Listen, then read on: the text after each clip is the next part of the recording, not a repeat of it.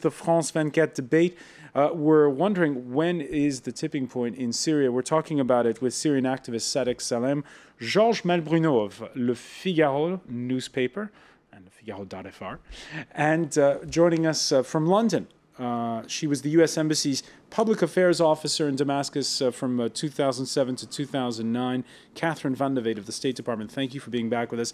And Joshua Landis of the University of Oklahoma, who is responsible for all you find at Syria Comment, a blog that on a daily basis, follows events inside of that country. Before the break, Georges Malbruno raising the issue of do you ask for outside help? Do you not ask for outside help? I want to go to London and Catherine Van de Weet, because we got news on Wednesday when it came to the issue of outside pressures. There were two, I guess you could say, important announcements that came out of the State Department. The one that certain Arab countries have apparently offered Bashar al-Assad asylum. Can you tell us a little bit more about that? I don't know which countries those are, but we are increasingly hearing messages from around the region that everyone recognizes that it's time for Assad to step down, that as we've been discussing, he is driving Syria toward a state of chaos and he risks destabilizing his neighbors. So we certainly hope that he hears that message and that he will step down as soon as possible to save any more lives being lost. And the other point that was brought up was that before Thanksgiving, before the end of the month, the U.S. ambassador to Syria will be returning there, Robert Ford. Explain to us, for viewers who don't follow it closely, why did he leave and why is he going back?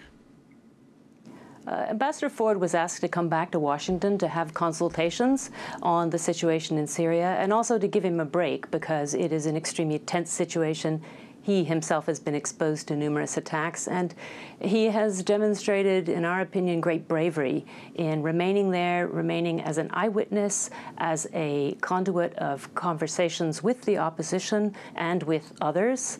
So he will be going back sometime soon, we don't know exactly when, to continue to perform those roles.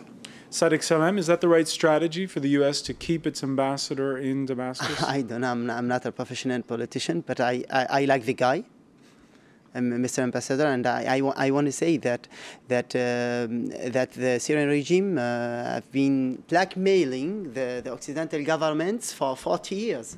So now we have something under the table, some negotiations hidden. I don't know what kind of negotiations between the foreign minister of Qatar, between Bashar al-Assad. I don't know, but I think I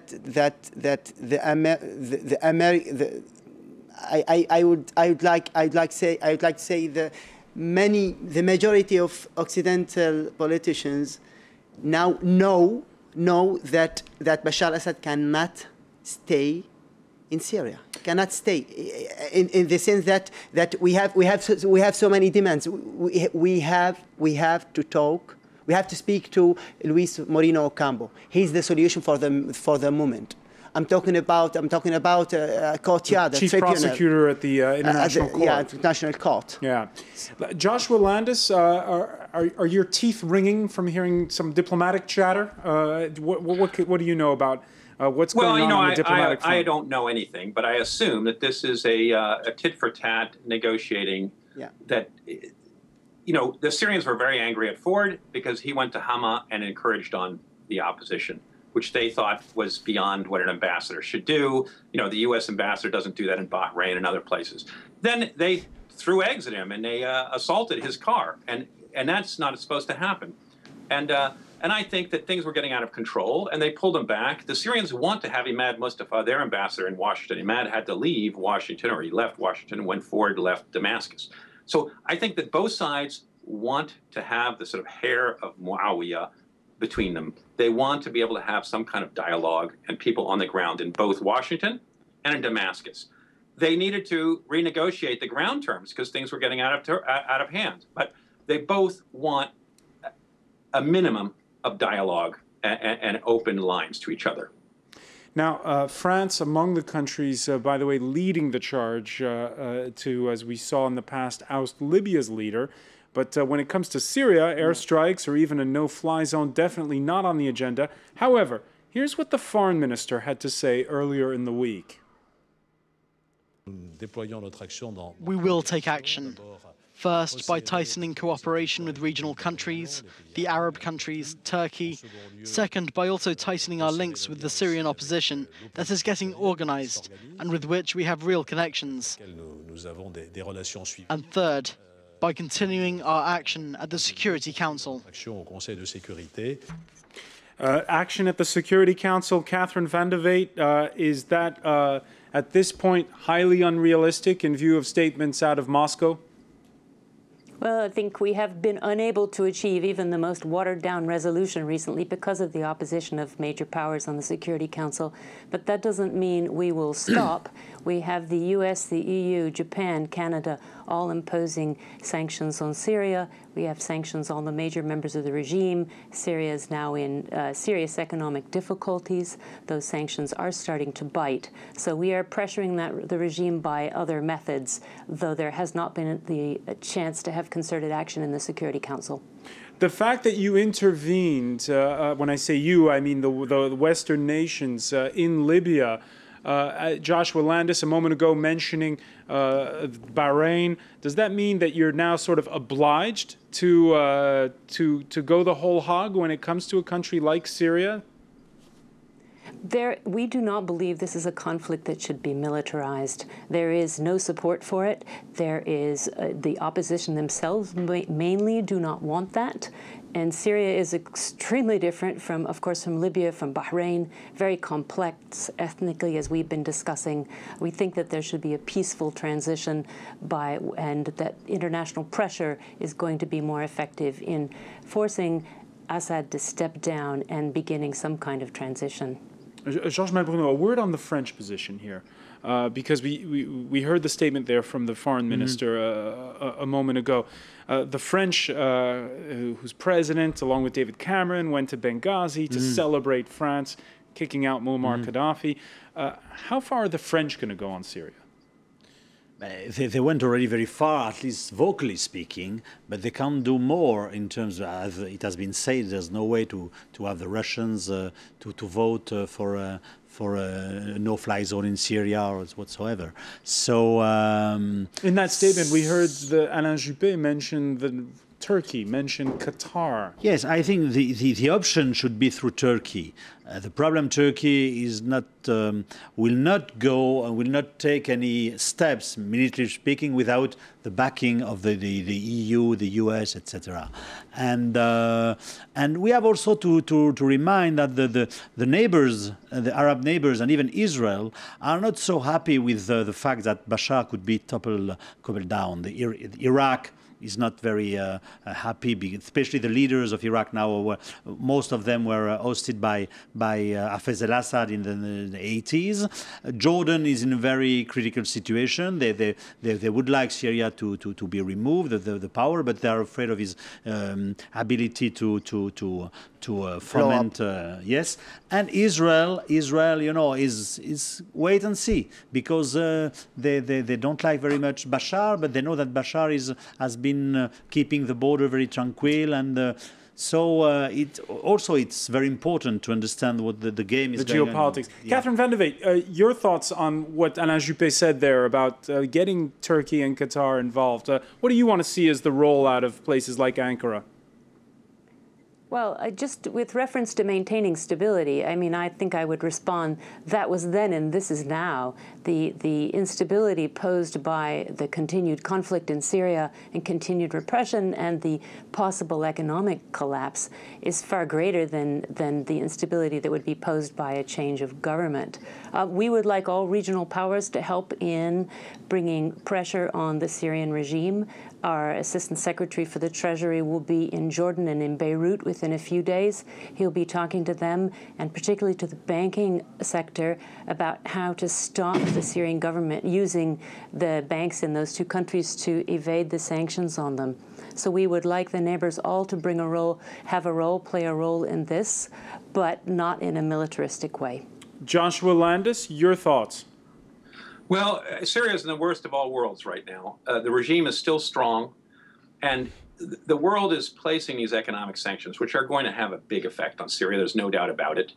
But sanctions do not bring regime change. They haven't done it anywhere in the Middle East. What they do is they hurt the weakest people. So in many ways, sanctions are morally reprehensible if you're not going to topple a regime. Because the worst of all worlds for Syria is not to have any kind of military intervention so that the regime remains, yet to have crippling sanctions so that poor people starve to death.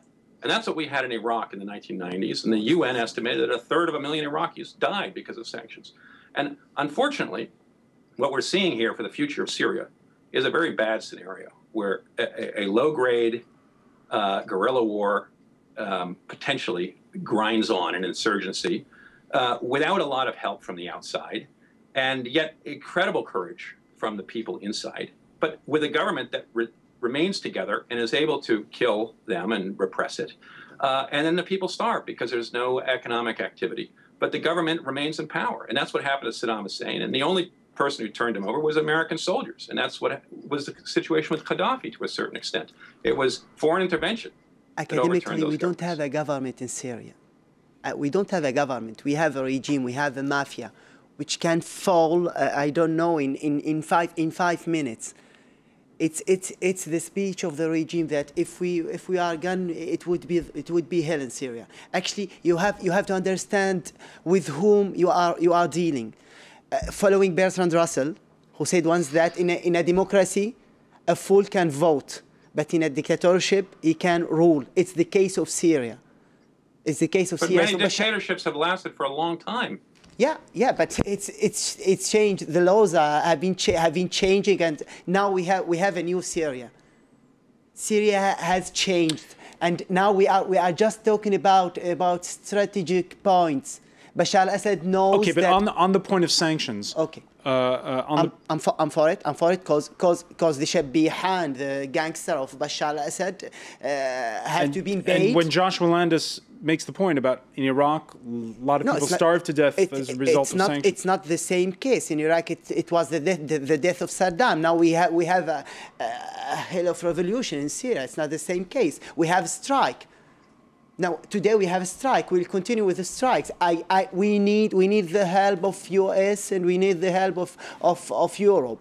But it's not the case of Saddam Hussein. Saddam Hussein was killing people with his ugly face, and there were no kind of revolution. There were two kinds of revolution: the revolution of the South and the revolution of the Kurdish people. But it's not the same case. It wasn't the same details. In Syria, they cannot control. They do not control the south of Syria, the east part of Syria. No, what we mean, the sanction reinforced Saddam between 1990 and 2002, the people who were paying the price were the Iraqis. Yeah, and that's all the usual scenario with sanctions. No, they were buying the petrol of Saddam. On the France 24 debate Facebook page, when we posted a story on how the Arab League might this coming weekend suspend Syria when they reconvene, our good friend might. Our good friend Anne-Elisabeth Moutet of the Sunday Telegraph posted, "Bashar must be quaking in his Loeb's boots." I sense a tinge of irony in Anne-Elisabeth's tone there. When we asked who holds the key to stopping the crackdown, well, Atabong wrote in, one word, Iran. What do you make of that, Georges Malbruno? What role can Iran play in this? It's often been said that we've seen, I think we've seen a strange move from Iran. Iran is supporting the regime, even in terms of military and logistics, bringing some advisors, some people, etc. But on the other side, I think in Iran, you have seen President Ahmadinejad, Ali Akbar Saleh, the foreign minister, saying that the repression should stop, etc. The Iranians are pragmatic also, and I think they are today thinking perhaps the day after Bashar. Yeah. But those who have the leader, the Pasdaran, who are still supporting Bashar al-Assad. But I think those, my feeling is the country which can is Turkey. With the help of the just a final word on Iran. Catherine van der Weijt, we saw with the case of Iraq, there were times when there's been common ground between Washington and Tehran. Could there be common ground between Washington and Tehran over Damascus? I find that pretty unlikely. I would like to come back, though, to the comparison with Iraq, because I think it's an extremely faulty one. You're talking about a nation that had a great deal of oil wealth, and its population were largely quiescent. You're not talking about that in Syria. In 8 months, Syria can no longer sell its oil. Its oil reservoirs are full. Europe has stopped importing Syrian oil, which it was imported 70% of Syria's oil. Indeed. Syria is unable to find markets. So the ability of this small clique, of this regime, to sustain itself in power is increasingly limited. But the embargo on Gaza, the Iranians, poor, just that worked. one more comment. Iranians may try to prop up the regime, but even the Iranians have said comments recently which they're having second thoughts. Yeah, indeed. Joshua Landis. But the U.S. and Israel have embargoed Gaza now for years, trying to get rid of Hamas and make them fall. They haven't fallen. And there's 80% unemployment, a completely ruined economy. I don't see, it doesn't make these regimes fall. And yes, you're absolutely right. Syria is a much different economy. It's much weaker. It's much easier and faster to hurt people by sanctions. And people will start to starve much more quickly than they did in Iraq. But the fact that Saddam was killing his people, the Shiites and the Kurds in the north, that's 85% or 80% of all of Iraq. That's the same proportion as in Syria. It's probably more than in Syria. It's because he killed them. That's why they didn't rise up. And then we're going to see the same thing in Syria. No. And I don't think so. I fear that we're going to see a bad scenario. I don't think it is anyone's desire to see people starve in Syria. That is not the intention of the sanctions. The sanctions are designed to cut off the support of the government. Indeed. The resources of the government, which it's using to kill its own people. Regime change. We don't have the time for starving now. They are killing us, so we don't have the time to. I think it's much more faster in Syria.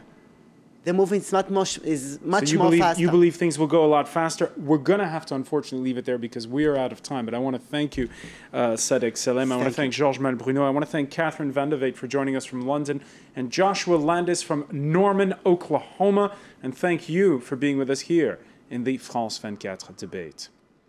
Stay with us because coming up next, it's business with Marcus Carlson and more on how the markets are reacting to the latest developments out of Italy and Greece.